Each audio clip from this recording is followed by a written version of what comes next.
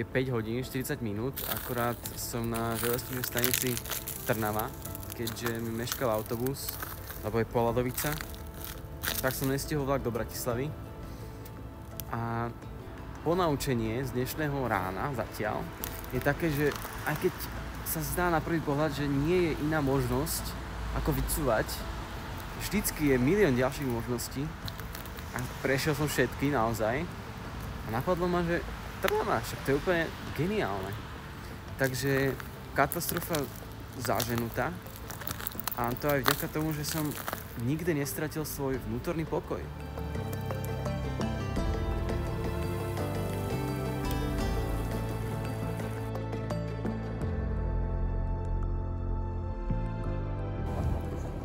Žilina trasa, už som tu a majú tu zavreté odchody, takže musím ísť úplne do konečného. A zistil som, že Kriváň je povinne miestenkový, že vlastne ja som mal miestenku, ale že nevedel som, že mám miestenku. Ale tak mal som miestenku, ale nesedel som tam, kde som mal miestenku. Som v Žiline, mám tu ešte nejakých 40 minút na prestup a vyzerá to dobre. Žilina je krásne mesto aj za mnou takáto to námestie, alebo čo to? No aj to je ruské koleso dokonca. A holuby si myslia, že ich idem krmiť, ale fakt ich nejdem krmiť. Tak si to sadnem a budem na nich pozerať, ak oni si budú mysleť, že ich idem krmiť.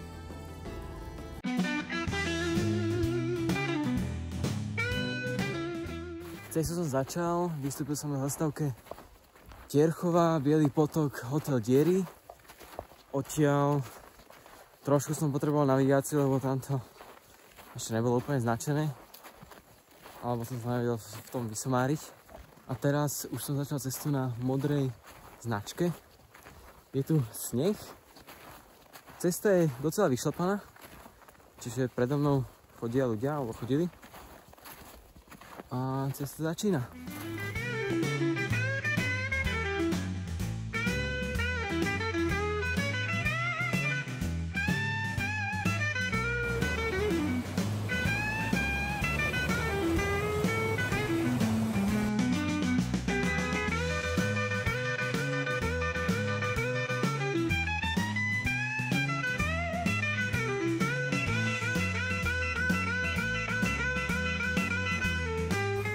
Bundu som proste tú čiernu zhodil, lebo je strašne teplo. A aj v tomto mi je teplo. Čiže buď som Wim Hof, alebo je proste teplo. A chodím, takže to je asi normálne.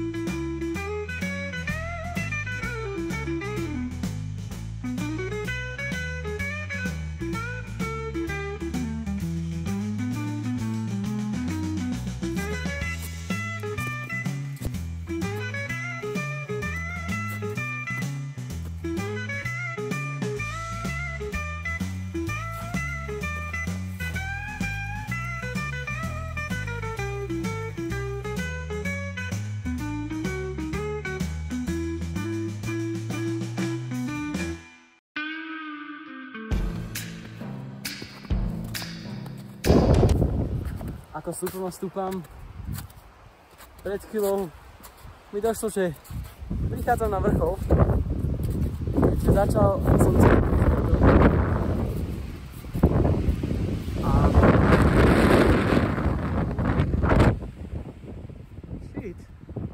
shit, už som prezlikol, lebo je to tak, to som asi ešte v živote nezažil. A tu už mám na výhľad takéhoto krásneho malého Roživca a za mnou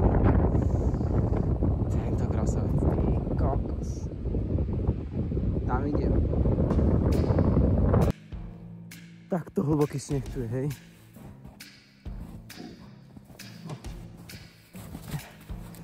Ale chcem sa zostať na toto, aby som mal výhľad na toto a mohol sa nájsť. Doma som si to iba hodil na rýžu, to mäso, a mne to úplne zmiešalo, lepšie mixer. Už som začal vystup na veľký rozšutec a nie je to žiadna ľahká túra.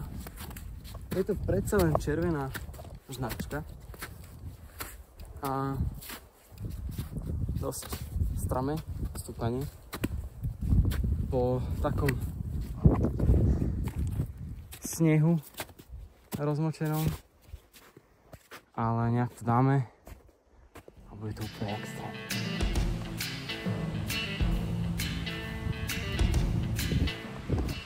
Tak toto. Na toto som čakal.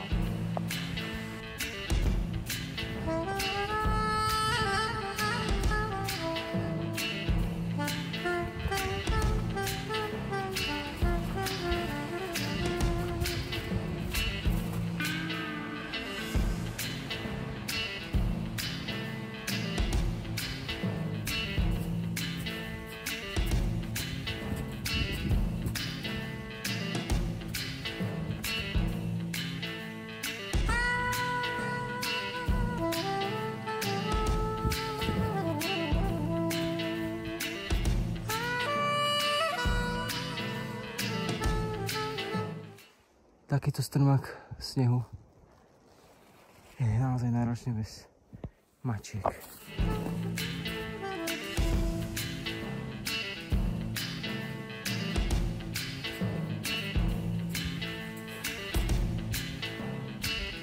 Tu bol taký dobrý výhľad.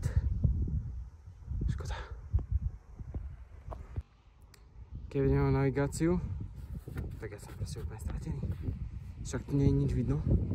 Teraz mám ísť, že vrátať auto.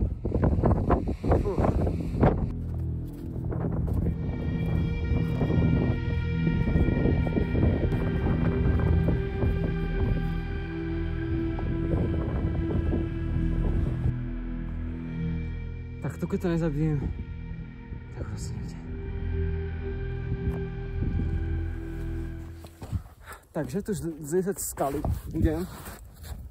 Tak to som fakt nečakal. Ty kokos.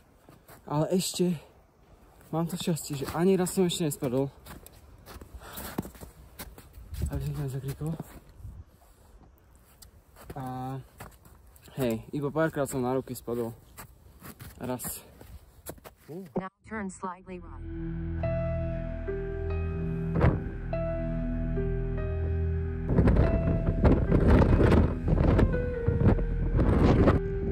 Keď sa nemýlim, toto je summit.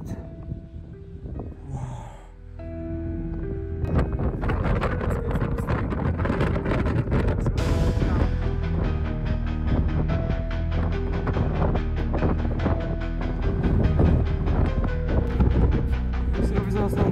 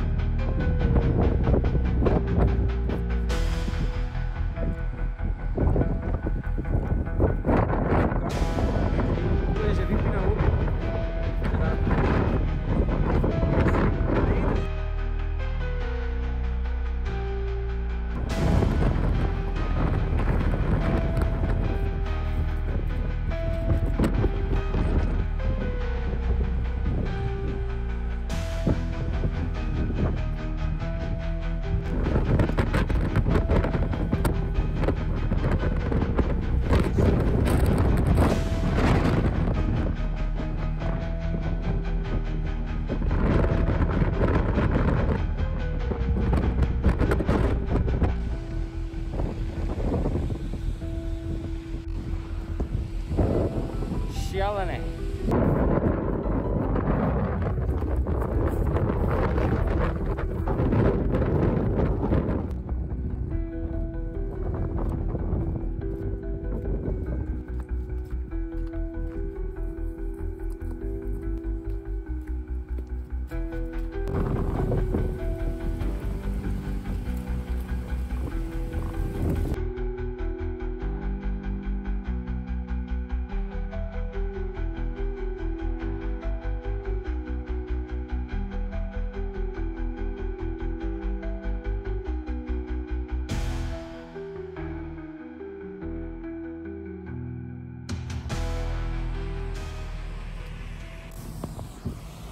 OK, tak som v Žiline.